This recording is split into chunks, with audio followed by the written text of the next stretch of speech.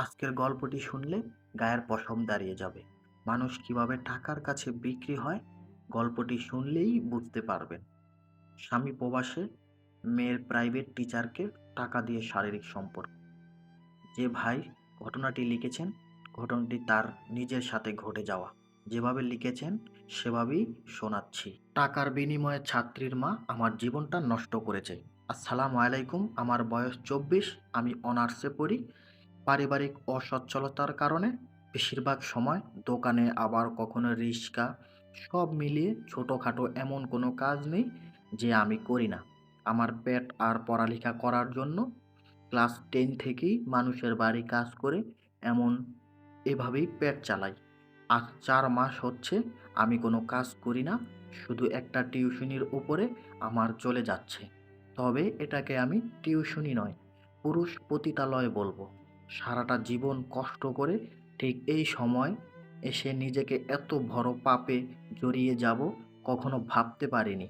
আমার জেলাতে একটা জাতীয় ভার্সিটিতে আমি পড়ি। আমার জীবনের কিছু কথা প্রথমেই শেয়ার করেছি।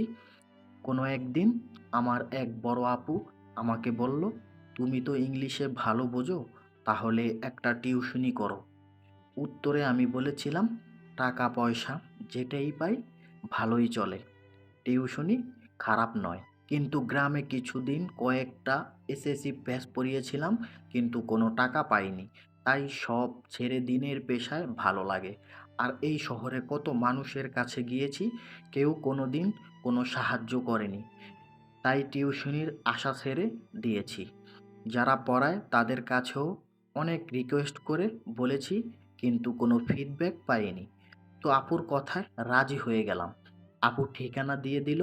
ক্লাস 7 এ পড়া একটা মেয়েকে অঙ্কের পাশাপাশি ইংরেজি পড়াতে হবে।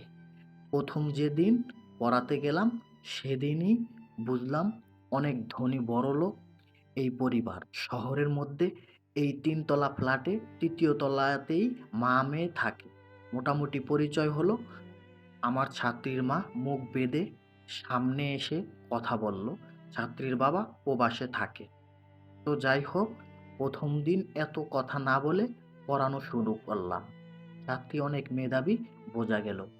তো প্রতিদিন সন্ধ্যায় তাকে পড়াতে হবে সেই হিসাবে যেতাম।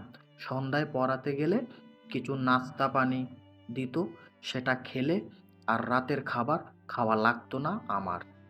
১০ দিন পর ছাত্রীর মা আমাকে ডাকলেন, বললেন, আমি জানি আপনার অনেক টাকার প্রয়োজন, অনেক টাকার দরকার। আমাকে ইকরা সব বলেছে। আর এই ১০ দিনে বুঝেছি আপনি অনেক ভালো ছেলে। এখানে ইকরা মানে ওই আপুটা, যে আপুটা আমাকে টিউশনির খোঁজ দিয়েছিল। পরে ছাত্রীর মা আমাকে সব ঘটনা ডিরেক্ট খুলে বলল। আসলে সে একটা পার্টনার খুঁজছিল। সে বিশ্বস্ত, তার সহিত চুক্তিবদ্ধভাবে তার সাথে কাজ করবে। আমি বললাম, আপু বিষয়টা বুঝলাম না। পরে উনি চেষ্টা করল তার জীবনের কষ্ট, আবেগ, অনুভূতিগুলো আমাকে জানানো। সব মিলিয়ে বুঝলাম সে আমাকে তার স্বামীর পরিপূরক হিসাবে ব্যবহার করতে চাইছে। তো আমি আর ওই দিন কোনো কথা না বলে চলে আসি। পরের দিন আবার পড়াতে যাই। এইভাবে আমি ২৬ দিন পড়াই, কিন্তু তাকে হ্যাঁ না কিচ্ছু বলিনি। হায় আফসোস! জীবনে কখনো প্রেম করিনি, মানুষের মুখে শুনেই গেছি এটা সেটা। তো ২৬তম দিন আপু বলল, আপনার মাস তো শেষ প্রায়। কাল মেয়ের সাথে সন্ধ্যায় ঘুরতে যাব। আপনি ১২টার দিকে আসবেন। আগেই পরিয়ে দিবেন। তো আমি চলে আসি এবং পরের দিন আবার যাই বাসায়। কলিং দিচ্ছি। অনেক সময় পর দরজা খুললেন ছাত্রীর মা। বলল, সরি, রাতে ঘুম হয়নি, তাই ঘুমাচ্ছিলাম। একটু বসেন, ফ্রেশ হয়ে আসছি। সোফায় বসার ১০ মিনিট পার হয়ে গেল, ছাত্রী নেই বাসায়। নিজের কাছে খারাপ লাগছে। ৩০ মিনিট শেষ, সকালে কিছু খাইনি।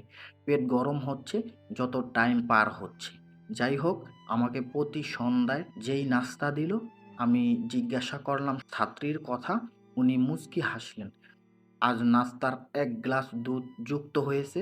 নাস্তা খাওয়া শেষ। আর কিচ্ছু মনে নেই। ঘুম থেকে উঠে দেখলাম সন্ধ্যা ৭টা বয়ে খুব টাটাচ্ছে এবং ব্যথা করছে আমার ওই জায়গা। এটাও বুঝতে পারছি খুব শক্ত হয়ে আছে। ছাত্রীর মা এসে হাজির। "কি ঘুম কেমন হলো?" আমি কেমন যেন ভয় পেয়ে গেলাম। গা ঘামছে, চুপ করে বসেই আছি। উনি কাছে আসলো, বলল যে আমি কেমন আছি। পুরো শার্ট ভিজে গেছে ঘামে। আমার এমন তো হওয়ার কথা না। কোনোদিন, কিন্তু এটা কেন? কেন হচ্ছে? চোখে ঝাপসা, ঝাপসা লাগছে। তো যাই হোক, বুঝে না বুঝে আমি তার সাথে পাপে লিপ্ত হয়ে যাই। সারাটা রাত ছিলাম। পরের দিন দুপুরে আমি বিরতি পাই। আমার ছাত্রী তার নানু বাড়িতে গেছে আর এই সুযোগে আমি তার মায়ের সাথে ঘটনা শুরু করি। শুরু এখানে, আমি রুমে আসার পর বুঝতে পারি যে আমার সাথে হয়তো বাজে কিছু হচ্ছে। কারণ মেসে আসার পরেও আমার মধ্যে প্রচুর এনার্জি কাজ করেছে। এটার কারণ ১ম এ না বুঝলেও এই ৬ মাস পর বুঝতে পারছি। তো ১ম মাসে বেতন পেলাম ৳১৯,০০০, সাথে কিছু মার্কেট গিফট, এই তো। যেখানে সারাটা মাস কাজ করে ৳৮-৯,০০০ পেতাম না, সেখানে ৳১৯,০০০, অনেক কিছু। লোভে পড়ে গেলাম। দিনের পর দিন এভাবেই চলছি। হঠাৎ ৪ মাসের মাথায় আমি রাস্তায় ঘুরে পড়ে যাই। বুকে ব্যথা ওঠে। ডাক্তারের কাছে গেলে সে আমাকে জিজ্ঞাসা করে আমি সেক্সের কোনো ট্যাবলেট খাই কিনা। উত্তরে না বলেছি। কিন্তু ডাক্তার আমাকে বলল আমার হার্টবিট এত বেশি যে এটা একমাত্র উত্তেজনার ওষুধ খেলেই হয়। পরে আমি বুঝে গেলাম নাস্তার টেবিলে যে দুধ দেওয়া হয় সেটা ওষুধ। হয়তো লেখাটা অনেক বড় হয়ে যাচ্ছে, তাই ছোট করে বলি, হয়তো আর্থিকভাবে আমি লাভবান হয়েছিলাম, কিন্তু এই ৬ মাসে এসে আমার কন্ডিশন খুব খারাপ। আমি নেশাগ্রস্ত হয়ে যাচ্ছি। আমি আর আগের মতো শান্তি পাচ্ছি না। আমার কাছে কিছু ভালো লাগে না। আমার আত্মহত্যা করতে মন চায়। নিজের কাছে নিজেকে অপরাধী লাগে। আমি জানতে চাই এই আসক্তি থেকে মুক্তির কোনো উপায় আছে কি? আমি কি আল্লাহর রাস্তায় ফিরতে পারবো? ভাই, আমি আপনাকে কিছু কথা বলতে চাই, কথাগুলো শুনবেন। আল্লাহ তো বলেছে তোমার পাপ যদি আসমান থেকে জমিন সমানও হয় আমি তাও ক্ষমা করব। তুমি যদি সত্যি তোমার পাপের জন্য লজ্জিত হও আর যদি সত্যি তোমার অনুশোচনা হয় তাহলে তুমি যাও, গিয়ে আল্লাহর কাছে তওবা করো। তুমি যদি মন থেকে চাও তাহলে আল্লাহ অবশ্যই তোমাকে ক্ষমা করবে, নিশ্চয়ই ক্ষমা করবে। আল্লাহ অসীম দয়ালু ও পরম করুণাময়। আসসালামু আলাইকুম, ভালো থাকবেন।